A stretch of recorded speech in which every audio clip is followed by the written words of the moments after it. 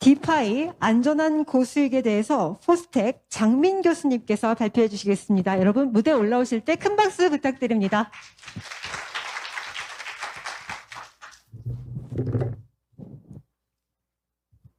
네, 반갑습니다. 네. 제가 어저께 밤에 조금 늦게 잤습니다. NFT 민팅 하는데 유럽에서 하는 민팅이라서 새벽 2시에 시작하더라고요. 그래서 이제 그 민팅 시간 기다려서 민팅 하느라고 잠을 조금 설쳤습니다. 설치면서 좀 느낌이 있었는데요. 예전에 ICO 할 때 약간 그런 느낌 나더라고요. 무슨 얘기냐면 혹시 ICO 해보신 분은 알겠지만 유럽에서 ICO 할 때 이렇게 밤새워가지고 시간 맞춰서 이렇게 투자했던 경험이 있는데요. 요즘 이제 전체 이렇게 추세를 보면은 예전에 지금 NFT나 메타버스가 예전에 ICO 했던 그런 시대와 조금 유사하지 않나 이런 생각도 좀 드는 건데요. 약간 좀 버블 아니면 어떤 약간의 뭔가 이렇게 껴있는 느낌이 좀 들긴 합니다. 실제로는 디파이도 좀 그런 느낌이 있는 분야인데요.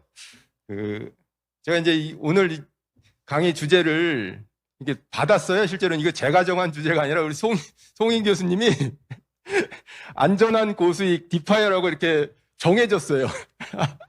이거 딱 받고 할까 말까 엄청 고민했습니다. 그렇잖아요. 실제로 오늘 이 컨퍼런스 독박 쓰는 거 아니까. 왜냐면 이거 듣고 와서 디파이 투자했는데 깨졌다 또는 뭐 손실 엄청 입었다 그러면 이제 장민이라는 애가 와가지고 이제 이거 안전하고 고수익이다 해가지고 디파이 투자하라고 했는데 망했다 뭐 이런 독박을 쓸까봐 고민 엄청 좀 했습니다. 실제로는 이 주제가 너무 어렵고 힘든 주제이기도 합니다. 여태까지 암호화폐 또는 가상자산에 이렇게 투자한 분들이 실제로는 돈도 많이 벌었지만 많은 분들이 좀 많이 손실 본 분들이 상당히 많습니다. 근데 이제 그런 분들의 면면을 보면은 약간 이제 위험을 감수하고 투자하는 성향이 좀 강한 분들이 좀 많은 편이고요. 그러다 보니까 젊은 친구들이 좀 많은데 오늘 여기 계신 분들 이렇게 쭉 보니까 나이대가 어느 정도 되고 실제로 이 컨퍼런스, 이 포럼을 원래는 이제 저 시그니엘에서 좀 했어야 되는데 요즘 시대가 좀 바뀌었나 보다. 이름도 디지털 자산이에요. 뭐 코인이나 토큰 얘기보다는 디지털 에셋 또는 뭐 이렇게 여의도에서 하는 의미가 그런 전통 금융시장의 포용 뭐 이런 의미도 있어서 이제 코인 시대는 가고 디지털 에셋 시대가 오는 게 아닐까 이런 생각에 나름대로 조금 준비를 좀 해왔습니다. 네. 짧은 시간이지만 시간이 좀 많이 갔는데 어쨌든 빠르게 디파이에 대한 얘기를 좀 드리고 마지막에는 결국 이제 어떤 디파이를 선택할까 선택할 기준에 대해서 간단하게 좀 말씀드리도록 하겠습니다. 저는 포스텍 산학협력단 겸임 교수를 하고 있고요. 빌리빗이라는 원래는 세파이 그냥 대부업, 코인 대부업 하는 회사의 대표이기도 합니다. 저한테 비트코인 맡기면은 연 한 15% 정도 수익을 내드리는 그런 기술을 좀 갖고 있습니다. 예, 이건 뭐 대기업부터 굉장히 많은 경험이 있고 포스텍 출신이다 보니까 여러분 포스텍 애들은 이런 쪽에 많이 와 있냐? 근데 이렇게 가난하고 헐벗고 굶주린 시골에 있다 보니까 이쪽에 좀 많이 오게 됐습니다.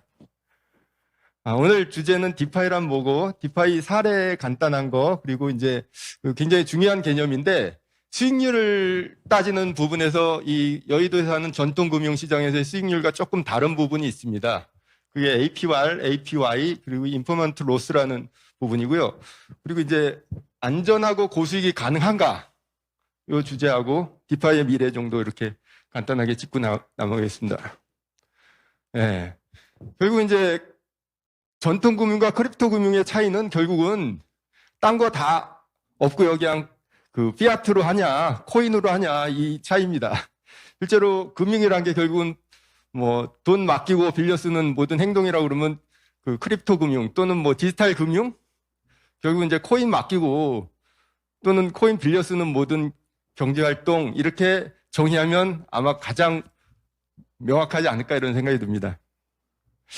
근데 조금 더 깊이 들어가면 디파이라는 부분은 몇 가지 요소로 지금 구성되어 있습니다. 결국 디파이의 구성 요소는 세 가지인데요. 가상 자산이 있어야 되고요. 두 번째로는 스마트 컨트랙트 또는 프로토콜이라는 기술적인 알고리즘 또는 프로그램이 있어야 되고요. 그리고 이제 이런 것들 쉽게 그 사용자가 쓸 수 있는 그런 D앱, 이렇게 세 개로 구성되어 있습니다.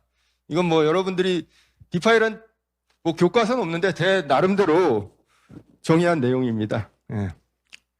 그 디파이가 그렇게 인기가 있었냐? 그러면 이제 역사적으로 지금 한 10년 동안의 코인 세상을 이렇게 쭉 돌아봐 보면 결국은 블록체인 기술의 발전, 그리고 이제 스테이블 코인의 확대, 그리고 이제 다양한 랩 BTC 출현, 그리고 이제 NFT 활성화, 최근에 들어서 이런 것들이 이제 기술적으로 배경이 되고요. 환경적으로 보면 결국은 이제 블록체인 쪽에 굉장히 많은 참여자들이 증대하고 있습니다.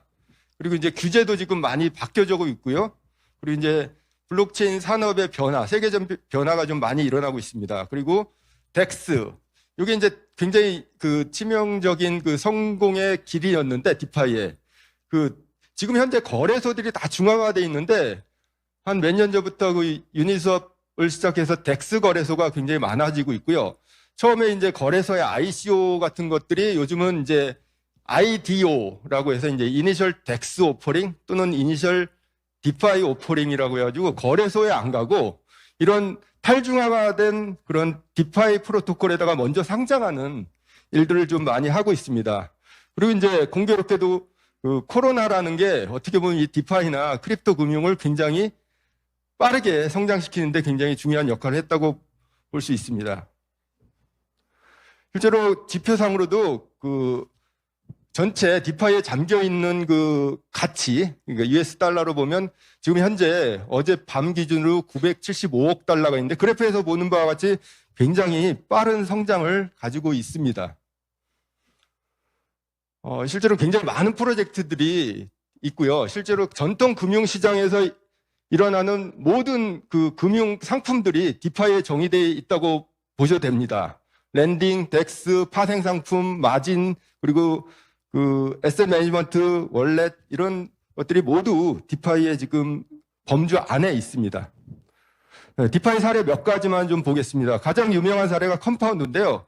결국 2019년에 그 암호화폐 예치 및 담보대출 플랫폼으로 시작했습니다. 여기서 재미있는 거는 그 컴프라는 자체 거버넌스 토큰을 제공하고 있는데요. 이게 실제로는 그 디파이 성장에 굉장히 키 엘리먼트였습니다.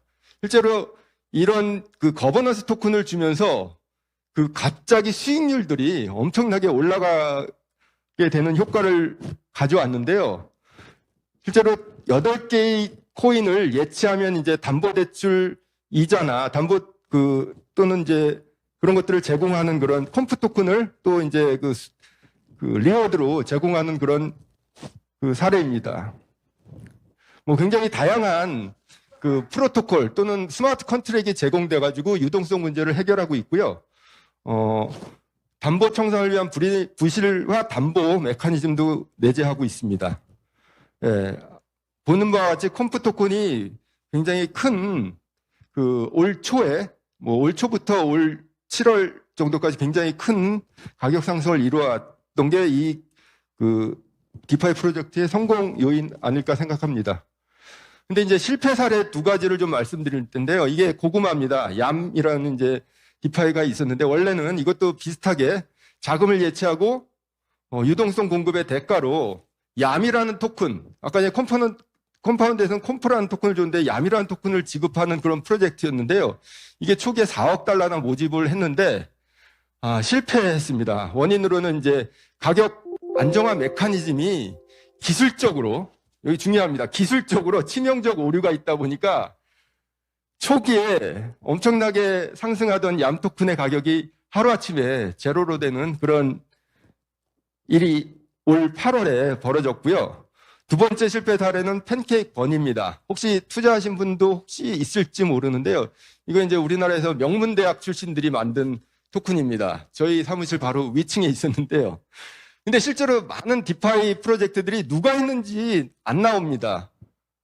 밝혀지지 않죠. 지금 NFT 프로젝트도 누가 했는지 이렇게 뭐 그림만 이렇게 흐미하게 보여주고 있는데 이런 프로젝트들의 그 정체성을 확인하기 되게 어렵습니다. 이 팬케이크 버니도 누가 했는지는 지금 나타나지는 않고 있는데요.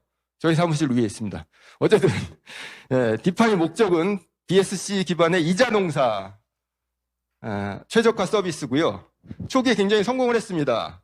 그래서 BSC 생태계에서 예치금 순위 2위까지 달성하다가요. 갑자기 하루아침에 플래시론 공격을 받아서 실패한 사례입니다. 여기서도 이제 기술력이 중요한데 보안성을 담보하지 못한 디파이 프로젝트가 되는 모습을 여러분들이 지금 보고 있습니다. 엄청나게 올라가서 갑자기 하루아침에 플래시론 공격으로 그 가격이 바닥으로 떨어진 사례입니다. 이 두 가지 실패 사례를 여러분들이 좀 기억을 해두시면 앞으로 디파이 프로젝트의 투자를 어떤 식으로 해야 될지에 대한 약간의 팁이 되지 않을까 생각하고요. 뭐 디파이 프로젝트들이 좀 속임수 또는 여러분들이 이렇게 현혹되는 부분이 많습니다. 거기에서 이자율이라는 부분이 굉장히 현혹되는 부분인데요. 깜짝 놀란 이자율을 제공합니다. 아시다시피 우리 나라의 이자는 이 정도입니다. 한 2.6% 많아봤자. 그잖아요. 여기 계신 분들 중에 디파이 하면은 뭐 한 500%? 한 1000% 정도 기대하고 왔을 건데 실제로 시중금리 이자는 이 정도밖에 안 줍니다. 예. 그래서 이제 알아야 될 용어가 APR이 있고 APY가 있는데 기본 이자율을 APR이라고 하고요. APY는 약간 감아서 생기는 이자. 여기 이제 제가 시간 관계상 일일이 설명을 안 하지만 이렇게 하루 번 돈을 다시 투자하는 이자율이 APY. 그냥 투자 안 하고 하는 걸 APR 이렇게 하면 되고요. 제가 이자를 이런 식으로 이제 현혹 또는 이제 실제로 제공하는 디파이 서비스들입니다. 저기 145.96% 또는 그 밑에 APR이라고 해서 90.11% 이게 이 정도 주는 수익률입니다. 여의도에서 깜짝 놀랄 일이죠. 2.6% 주면 많이 주는 거 저축은행 수익률인데 이 정도 디파이로 주면은 안 할 사람이 없죠. 실제로 이렇게 줍니다. 이게 가짜가 아니라 주는데 해석을 잘해야 되고요. 또 오토 컴파운딩이라고 해가지고 어떤 토큰을 제시하면서 그 토큰에 대한 성장성을 가미해서 이자율을 계산합니다. 921%. 감이 좀 안 오는 이자율인데 어쨌든 저 정도를 주는 게 맞습니다. 이제 맞긴 맞는데 저 주는 토큰이 어떤 기능을 하는 토큰인지 그 토큰이 가격이 어떻게 될지가 중요합니다. 현금으로 주는 건 아니기 때문에 그렇습니다.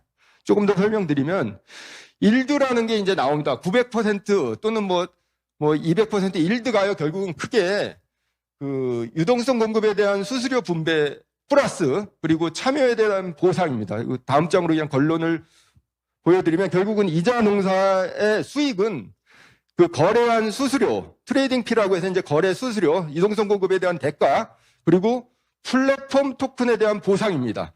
실제로 많은 일드 애그리게이터나 일드 파밍이 저 플랫폼 토큰에 대한 보상이 어마어마하게 높기 때문입니다. 왜냐하면 초기 디파이 프로젝트들이 자기네 플랫폼 또는 거버넌스 토큰을 제시하면서 굉장히 작은 유동성을 제공함으로써 가격 상승의 폭이 굉장히 큽니다. 이런 것들에 반영된 이자율이 아까 말한 900% 뭐 300% 정도입니다. 그러니까 그런 거에 감안을 해서 디파이 프로젝트에 투자를 하셔야 되고요. 결국은 이런 비실현 손익이라고 하는데 900% 이런 것들이 이 비실현 손익에 대해서 좀 이해를 하셔야지만 될 것 같고요. 지금 시간이 없는 관계로 제가 빨리 하면 결국 플레이 스왑, 즉 우리나라에서 제일 큰 카카오에서도 이런 디파이 프로젝트 서비스를 제공하고 있습니다. 여기서도 똑같이 APY, APR들을 200%, 100% 이상 제공하고 있고요. 한 번씩 해보시면 좋은데 1000% 이상도 제공합니다. 결국은 가능한 것일까라는 질문을 해보면 가능은 한데 좀 주의해 볼 부분이 있는데요. 이런 부분을 좀 주의해서 해야 됩니다. 결국은 디파이 프로젝트가 얼마나 보안적으로 안전한가, 그리고 스마트 컨트랙트가 제대로 된 오딧을 갖고 있는가, 팀의 정체가 무엇인가, 그리고 팀이 주로 거래하는 플랫폼, 예를 들어 바이낸스냐, 이더리움이냐, 또는 큰 재단과 거래하고 있느냐, 그리고 이제 그거에 대해서 명확한 책임의식을 갖고 있느냐, 도덕적으로 모라를 갖고 있느냐 이런 것들을 좀 따져서 그 디파이에 그 검증을 하신 다음에 투자를 하시면은 적어도 여러분들이 지금 그 전통금융에서 하는 이자율보다는 높은 수익률을 갖지 않을까라는 생각을 합니다. 결국은 뭐 미래 전망을 잠깐 말씀드리면은 몇 가지. 결국은 뭐 맨 밑에 1인 1뱅크 시대가 오는 거는 바로 디파이란 기술과 디파이의 그 성장성에 굉장히 관심이 그 큰 관여가 돼 있다는 생각을 들고요. 여러분들도 은행이 될 수 있습니다. 예, 마치겠습니다. 네, 교수님께 박수 부탁드리겠습니다. 감사드립니다.